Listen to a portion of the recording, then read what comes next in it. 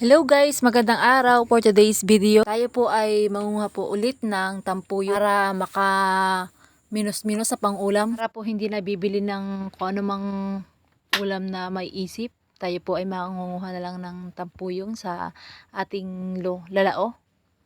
Yan pong lalao na yan ay aming nakikita. Po ngayon, kami po ay samahan yung mga tampuyong. Manguha ng tampuyong. Ano ba yung sinasabi mo? Kaya guys, ano pang hinihintay nyo? Tara na, manguha tayong tampuyong.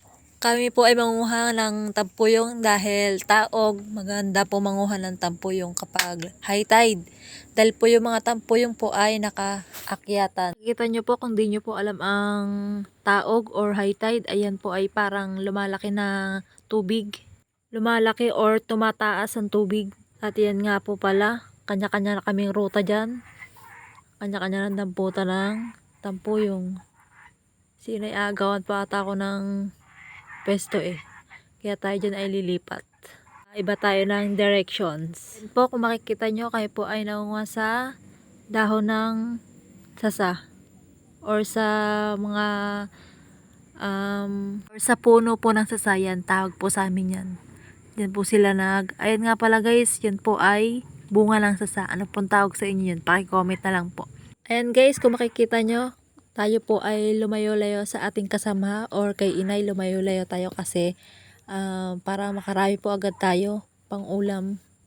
Kanya-kanyang ruta na ito. Kulay ating pupunuin para bukas at sa kinabukasan at sa isang taon sa January 2025. Joke ba yun? Pagpasensya nyo ng aking pag-voice over kasi po tayo po ay di pa sanay sa ating pag-voice over. Tayo po ay nagsisimula pa lang na small YouTuber. Saka po pala pagpasensya nyo din kung may maririnig po kayong mga huni ng mga palaka kasi malapit po tayo sa tubigan. Palaka ay naglalabasan kasi po dito sa amin ay tag-ulan at may malapit sa tubigan ay di ang mga palaka ay naglabasan ng mga palaka. Ayan guys, kung makikita nyo, ang dami na nating nakuha. Ay ilang minuto pa lang ang nakalipas ay dahil sa dami at lumayo tayo kay inay, yan naglabasan. Kanya-kanyang ruta na kasi. Ayan guys, kung makikita nyo kasi kaya ako nakarami dahil nasa loob po tayo ng mga mangroves. Ang dami po dyan sa mangroves na yan, sa mga bakawan.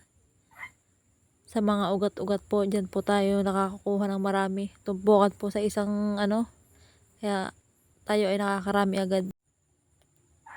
Atin pong pupunuin niya ang ating lalagyan na yan para abot hanggang sa isang taon. Ayan guys, kung makikita nyo po, ang dami po natin nakukuha.